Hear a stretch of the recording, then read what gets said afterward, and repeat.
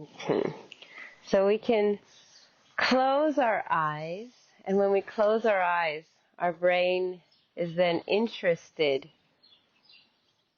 in this inner world, because our brain basically processes information. It receives information from our five senses.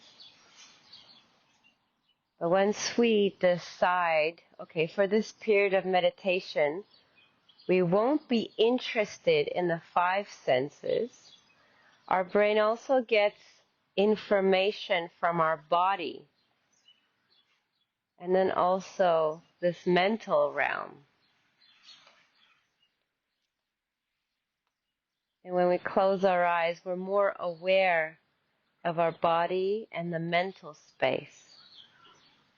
And we'll keep practicing the same attitude of looking on, not being interested in memories, thoughts of the future, worries. All that is just noise. Like if a truck passes by, it's noise. It's not interesting to us. It's not mine. None of my business. The same way as memories of the past or fears of the future. They're just sounds of trucks. The same thing. But the problem is that most of the time the stuff that goes into our mind, we think of it as mine, and then we control, then we fight with it like a boxer, or we drag it and pull it in. But if we really practice that attitude of, it's not mine, none of my business, nothing to do with me, it's just the cars, that noise, then with that attitude you're not feeding it and it vanishes. And through this way, through stillness, we're delving in deeper to this inner cosmos. Maybe that's a plug. I've started listening to a podcast on YouTube, Inner Cosmos, by a neuroscientist. I was supposed to do my graduate studies with him, David Eagleman. He was so fascinating, really asking big questions. And then he has this podcast called Inner Cosmos. And I thought, oh, that's like meditation, the inner cosmos. So we're being an astronaut, not going outer space, but going into our inner space. But we don't go through a rocket and through craving. It's by letting go of craving and through stillness, watching things vanish. So closing our eyes and that being, setting the attitude, let's listen to how our body is. Maybe there's a pain in our back. Maybe there's some tiredness or restlessness. I think I had an ear infection, and then I stopped the antibiotic, and I think it's coming back. So I feel I'm aware now of the ear, which is interesting. So when we stop processing information of the five senses, we're more aware of our body, and we can have a kind, warm, embracing kindness to our body. And this kindness allows the energies to flow and healing to take place. Having an attitude of kindness, acceptance, body, however you are, whether you have some issues from the past, some injuries, viruses, or whatever it is, the door of my heart is open to you. So we're putting down the boxing gloves to the body and mind, allowing everything to be. And our mind is like Teflon.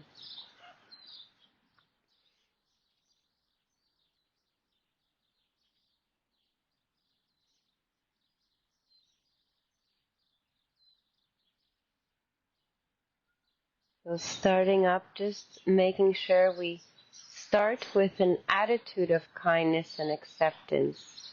Because the most important thing for meditation to happen all by itself is our attitude. That's the key. It's not what we're observing. like watching our breath or watching the body.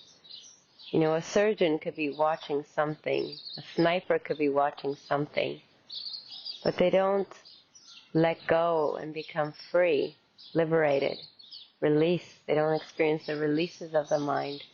It's that attitude, that non-doing, which allows this causal process, which allows the mind to vanish. And we're aware of this vanishing. So the first thing we do when we sit is really just listening and setting up that attitude of softness, kindness to this moment.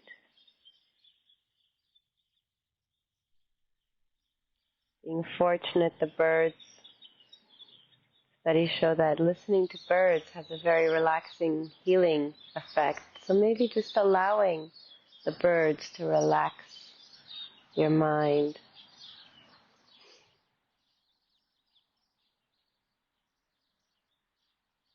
Nature is good because we can't control nature. We allow it to be. We never try to control the birds, do we? Say, birds, sing like this. Sing "Ode to Joy" now.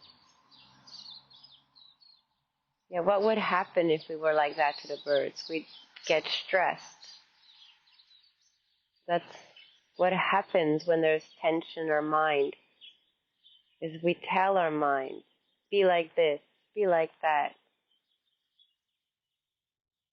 But the mind doesn't go, mind goes according to nature.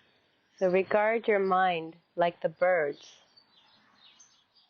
They're just part of nature. They go according to cause and conditions. You let it be, leave it alone.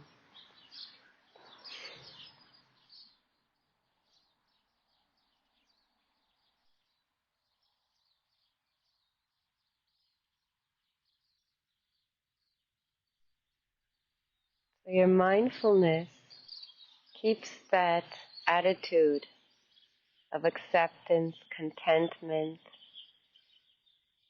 and also part of it notices the effect. Like it makes you feel peaceful and at ease. Perhaps there's a sense of relief. You know, there's nothing to do, nowhere to go. And you allow that to be. This is important. So you have that in the background.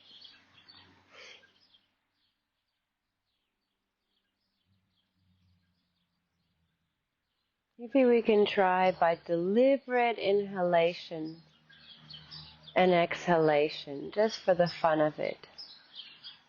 Because some studies show that smooth inhalation and deep exhalation, rhythmic, for 3 minutes, really allows that relaxation response to set in. So let's see if it's true for our mind-body system.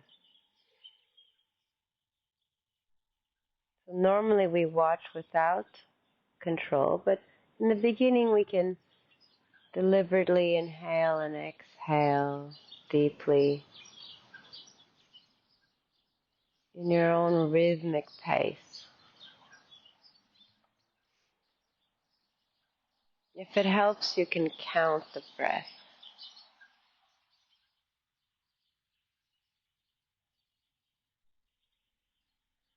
Maybe count to 20 or to 10 and then 1 to 10 again.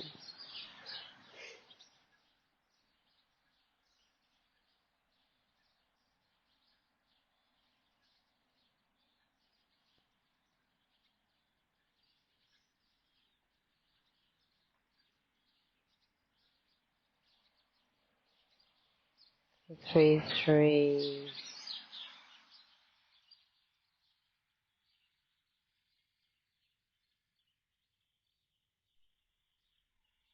You can say, for instance, inhale 5, exhale 5. And noticing also, your mindfulness notices if this smooth, rhythmic inhalation, exhalation, what kind of effect is it having on your mind? And have a look out for any sense of ease or simplicity.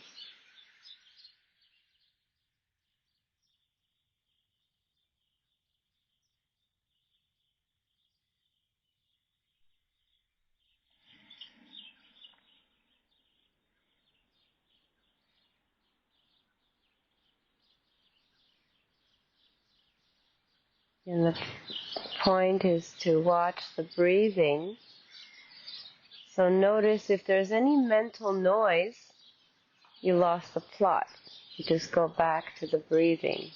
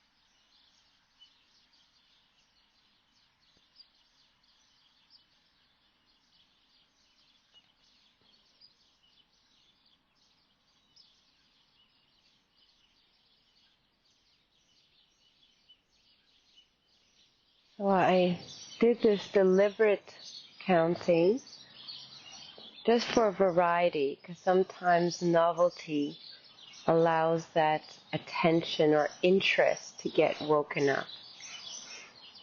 And you can allow the normal breathing to take place, but notice in the beginning of the meditation, sometimes watching the breathing is more uncomfortable than at the end of the meditation, only because the craving mind, the mind is still controlling. And then it's the controlling that makes it uncomfortable. If you're, let's say, on a tropical beach, on an air mattress, floating in the waters, in the safe, shallow waters, with not a care in the world, and you're just feeling softly the wave going in, a very soft one, and the wave going out, that it might feel comfortable watching the waves. And the difference would only be your attitude, the sense of surrendering control, acceptance. So during this process of sitting, what the mindfulness is also aware of is how you're aware, that space between you and what you're watching, that attitude for it to be soft. And as soon as the mind tries to flow out with wanting, not wanting, just allow it to calm down. Recognize that that's an obstacle. It's not you, it's just habit. And then slowly, slowly by itself, those outflowings will be less and less and less.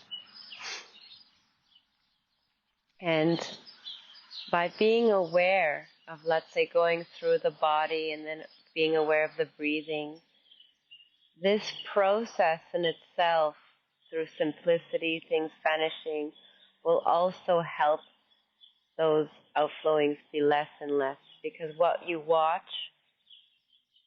then becomes more simplified, still. There's less of you, and then when there's less of you, there's less to control. And it's like this feedback cycle. It just less and less and less. And this simplicity and vanishing feels relieving and freedom. So let's start by the body scan, noticing perhaps the sensations in your toes. We're going through simplicity. Rather than being aware of everything, we'll just be aware of our toes. We're gradually tuning down the gears. So noticing your toes and practicing that attitude of kindness, acceptance, allowing things to be. This attitude will allow your toes to relax.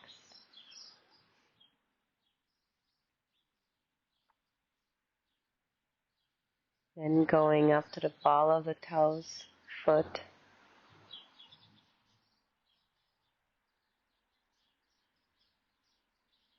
Allowing, valuing stillness. You value simplicity, stillness. Being aware under the arch and the heels. With interest, how do the heels feel? Just listen and feel.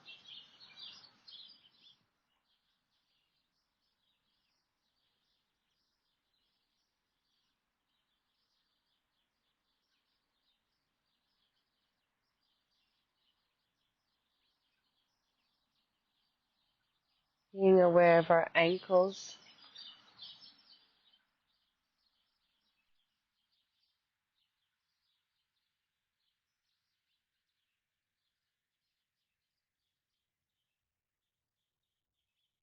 Going up the calves.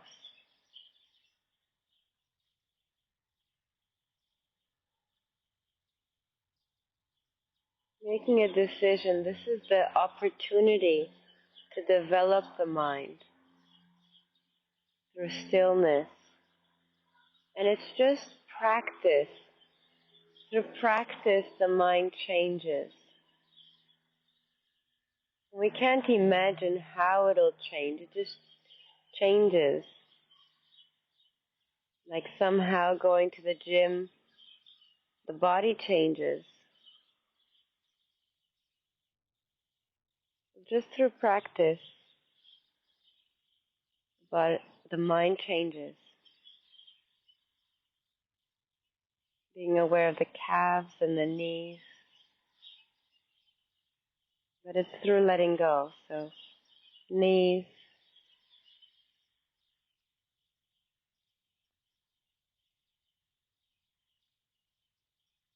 maybe you might feel your bum in contact with the seat, the thighs, the hips. And send kindness to that area.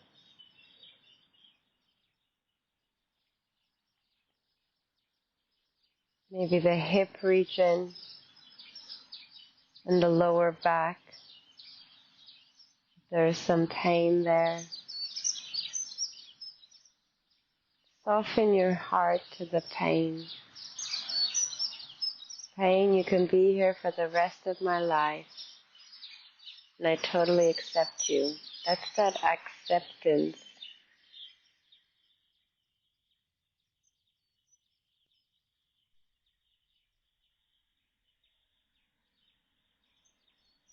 It's waving that white flag. There's no self in this process. Being aware of the tummy area.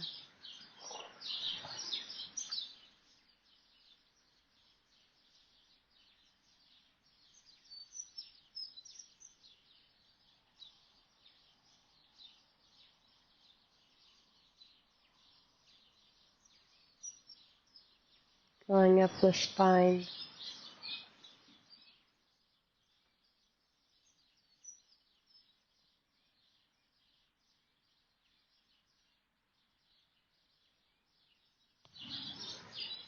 Maybe if you'd like to even allow, if you would like to straighten your spine to allow the diaphragm to breathe, you can try that. And your chest, allowing your chest to be spacious.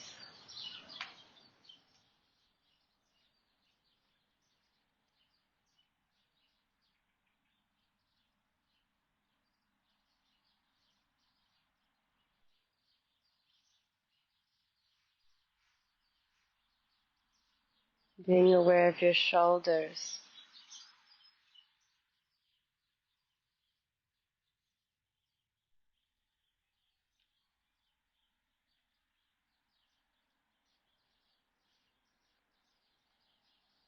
Your arms, elbows.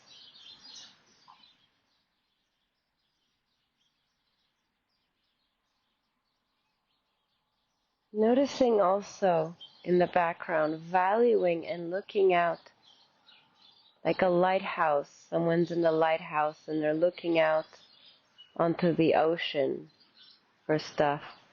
We're noticing and looking out for these qualities of contentment, spaciousness, ease. We're valuing those because that allows the mind to be still. Stillness deepens and grows by itself. So it's like we bathe in this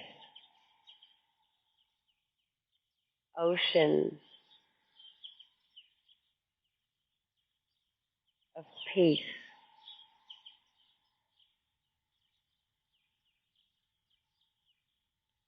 Allowing peace to permeate through the whole body, just soaking and healing the whole body, melting away any illnesses, just allowing peace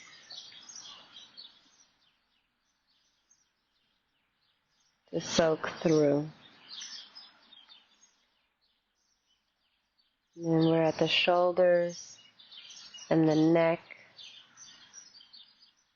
making sure your face is released. The jaw, notice if there's any tension around the jaw and the throat. Just allow it to relax.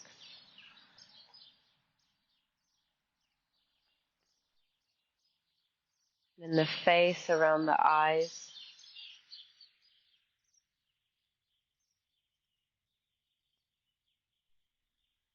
The forehead.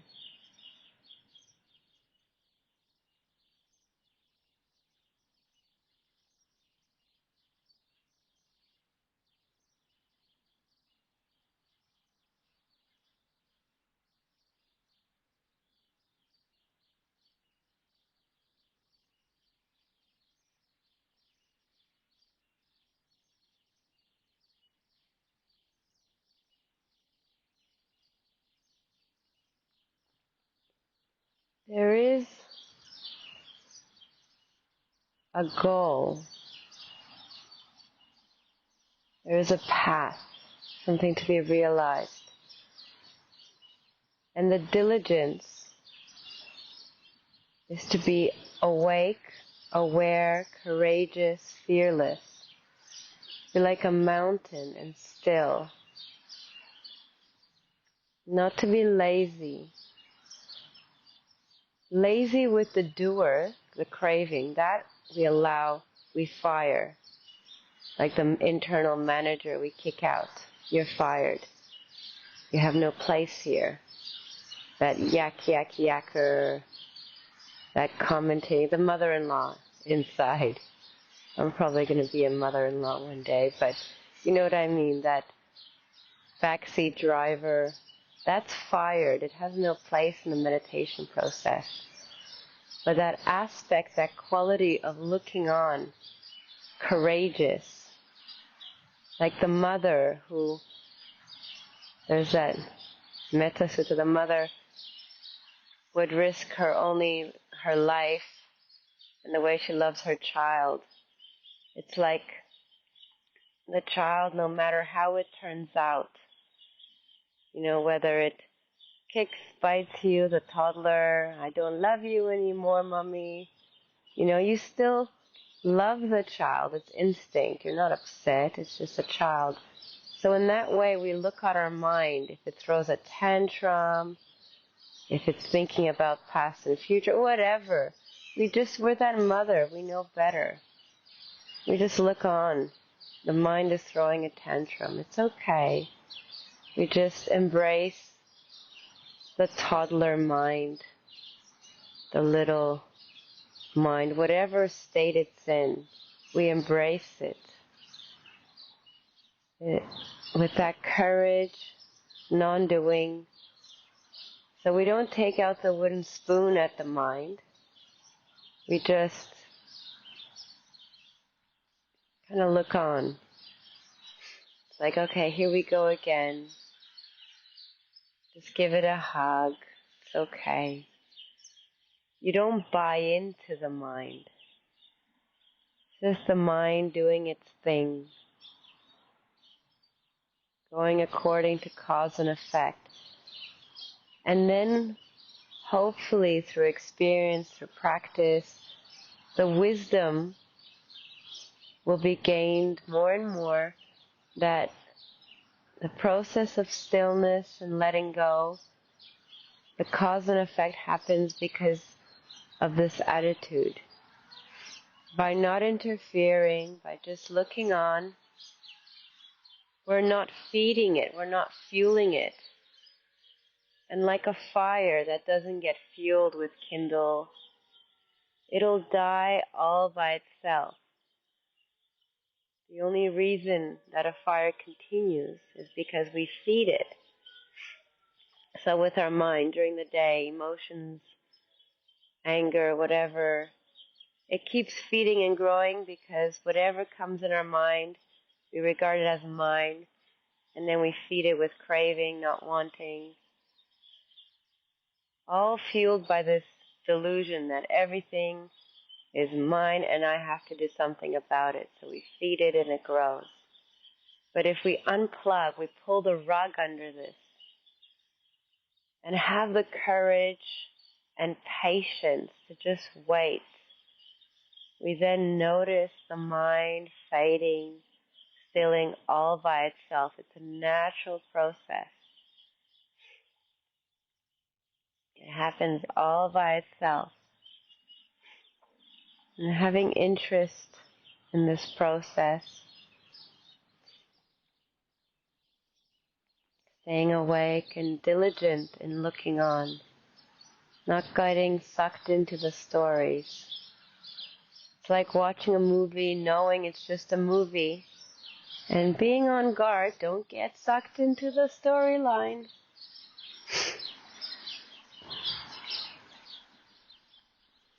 And it's easy not to get sucked into the storyline if we're aware of one thing. Let's say aware, not of the story, but we were aware of the body. How does it feel like in the body? Then we notice the body correlates. And then hopefully during the day or the week, instead of getting angry, we notice how does it feel in the body when there's certain emotion. And it's easier to catch ourselves if we're aware of the body. And also, we kind of zoom in. We're aware of one thing in the movie.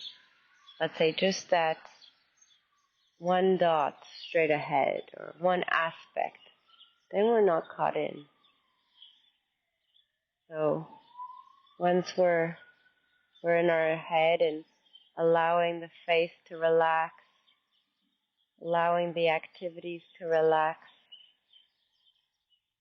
in the background, noticing that quality of ease and pace, and choosing. It's a decision. We're choosing stillness and pace over activity. It's a choice when we realize it's enough. The hamster on the wheel that keeps running and running, chasing the carrot, chasing maybe the experimenter puts a cheese at the end. And the hamster's running and running, not going anywhere. But craving is keeping it running. So we have images in our mind, keep running, wanting, not wanting. And then there's another hamster that says, you don't have to keep running on this wheel. Get off the wheel. And then the hamster says, but.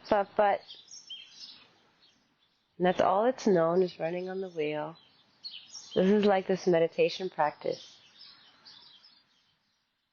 And it only works when we decide, I'm not going to keep thinking, craving, wanting.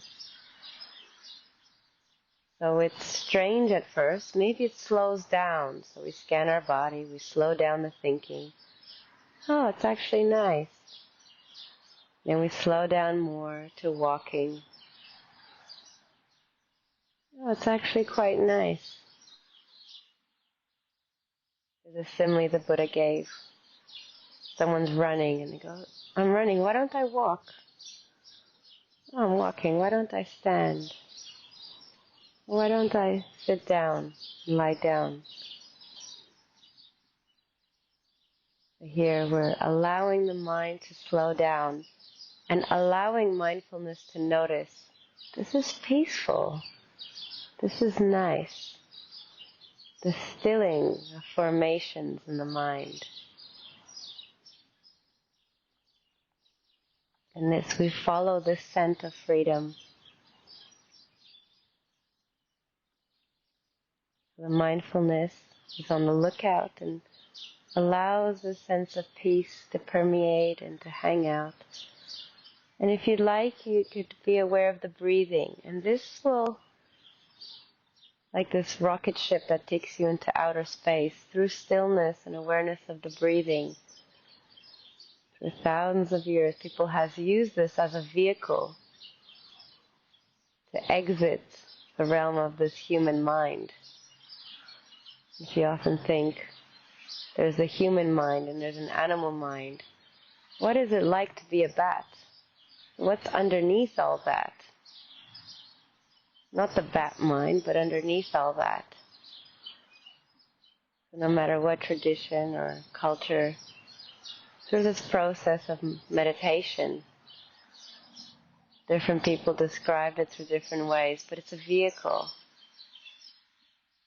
And it's being still. So we sit back and relax with this vehicle of breathing.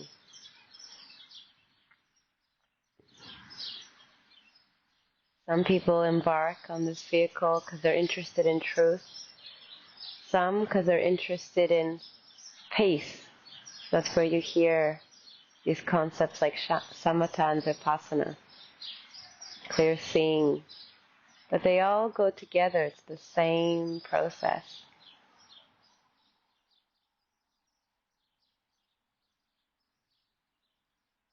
Just sit back and relax and be aware of the breathing, allowing the breathing to relax you. And you can say a word along with the breathing if you'd like breathing in peace, breathing out relax, or counting with the breathing, such as counting to 10. But through this, our mindfulness just is aware of, like the lute, the guitar strings, having a soft mind, not tense, noticing how you're aware of the breathing. So you're just knowing you're breathing in, knowing you're breathing out. People know it in different ways. Doesn't matter how you know it. If it works for you, and you're the only one who knows if it works for you, because truth is realized within.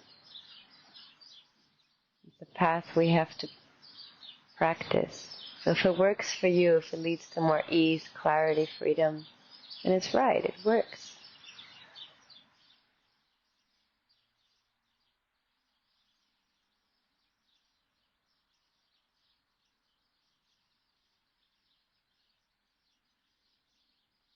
Importance is how you're aware. Softness, gentleness. Like holding a bird, not too tight, not too loose. Just allow the breathing, knowing you're breathing in, knowing you're breathing out. And as a support, like a crutch, you walk with a crutch, one foot and then one foot the crutch. In the same way you can walk along with the words, such as breathing in one, breathing out one. Allow the breathing to be natural. You can go to 10 and then back to 1. And it's just an anchor so that you can catch yourself and you know you're present. Just keep noticing any sense of ease, stillness.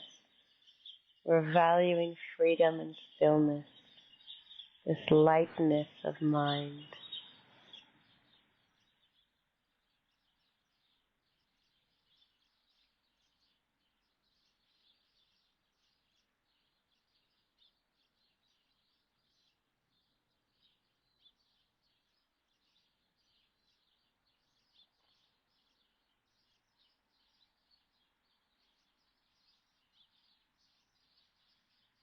Making sure your face is relaxed. This whole process becomes more soft and subtle.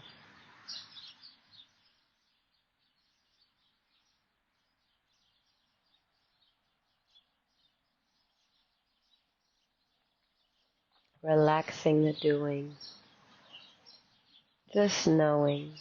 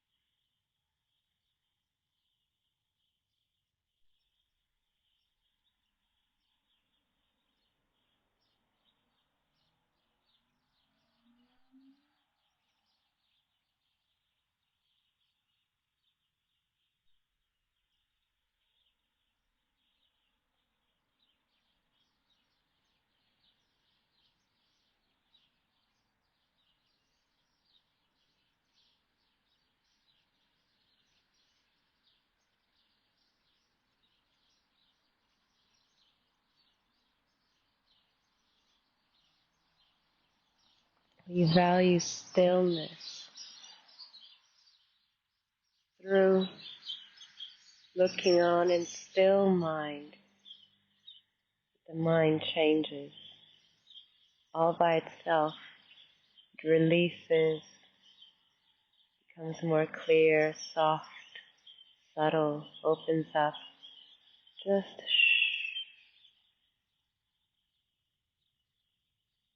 the mind, if it's talking, just whisper and slow down the playback speed of any commentary in the mind. Take the volume button and just turn down the volume so that it's quiet in the mind. You're just knowing without any commentary.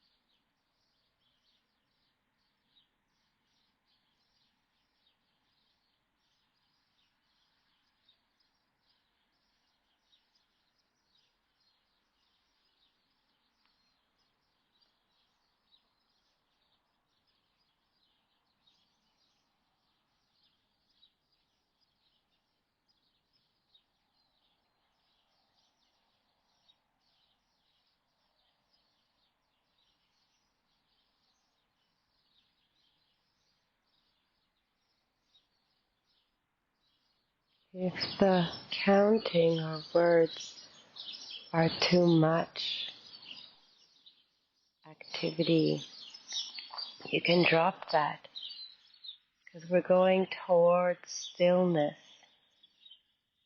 We're delighting in emptiness, peace, like this ease. So we let go more and more. And this happens according to nature. And if ever you notice your mind wanting, even wanting good things like peace, or if it's restless, that judgment is creating an obstacle. No judgment, no measure. Good meditation, bad meditation, that's a measure. You're creating the world, you're creating suffering by even judging or wanting noble things.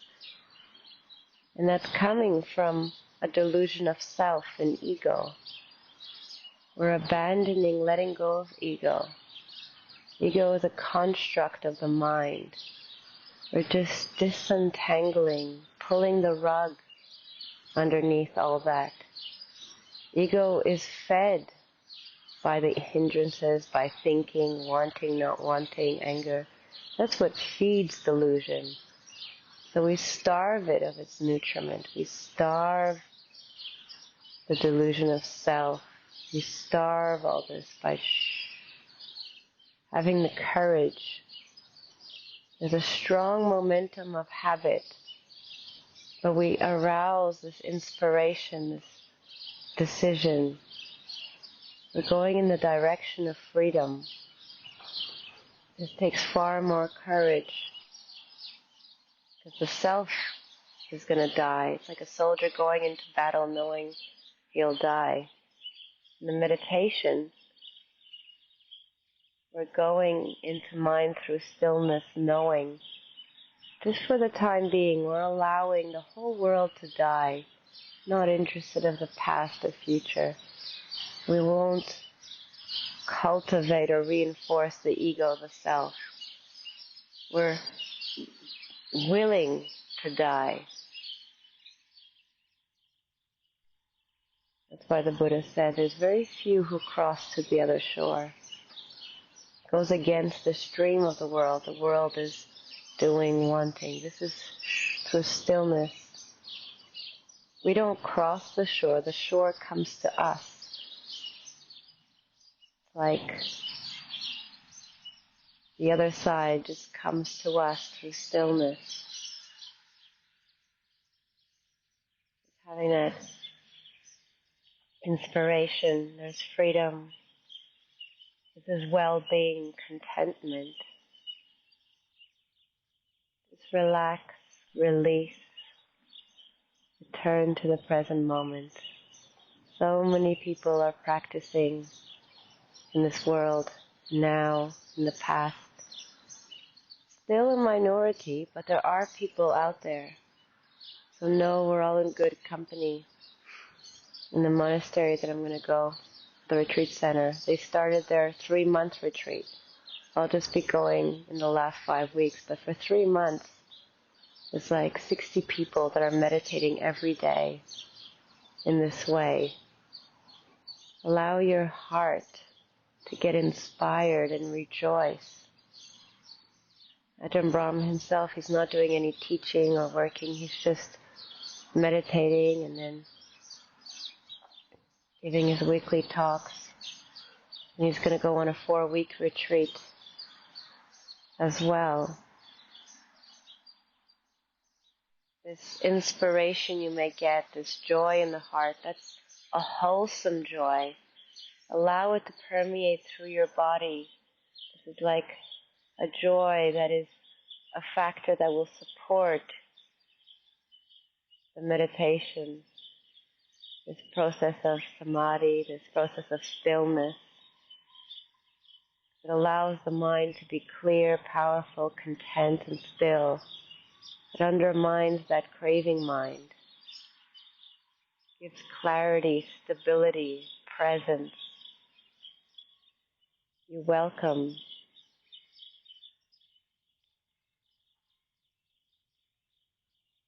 And just stay present. You too are practicing being present,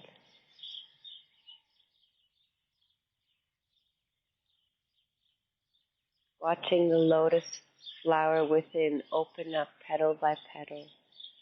Just through stillness, the lotus will open in its own time. We just shine the sunshine of presence and we protect it from the winds of craving.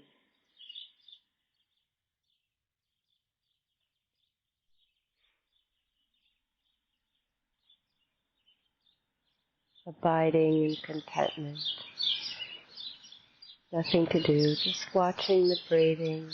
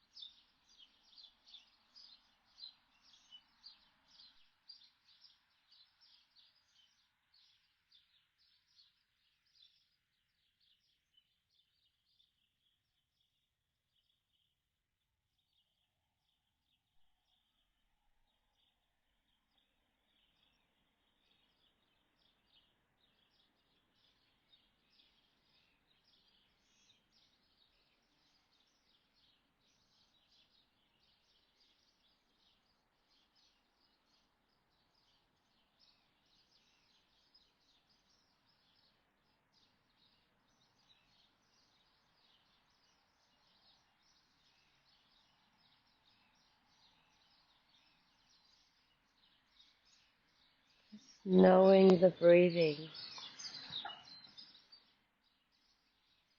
Having confidence that knowing one thing or abandoning diversity.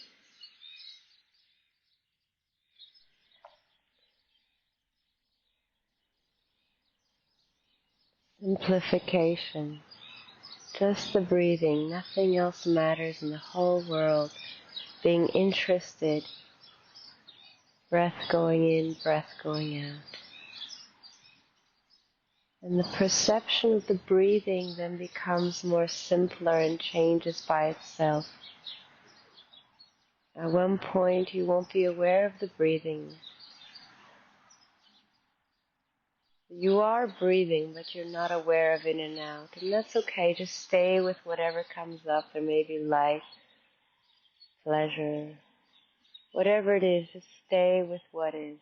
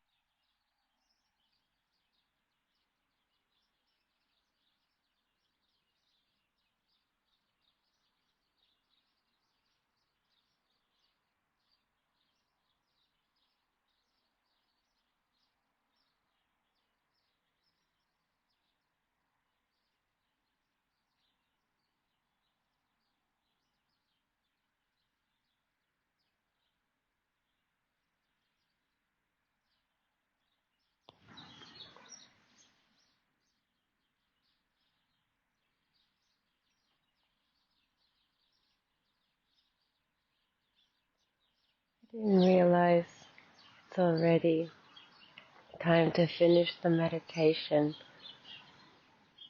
Coming at the end. Notice the state of your mind.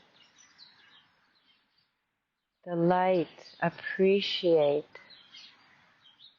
any sense of ease, freedom. What are you free from?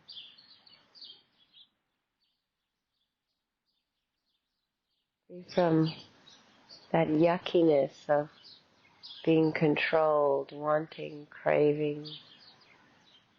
Just enjoy. And then the mindfulness, the more it recognizes the pace, the more more stable and mentally healthy our mind will be, the less it'll get into these hindrances, these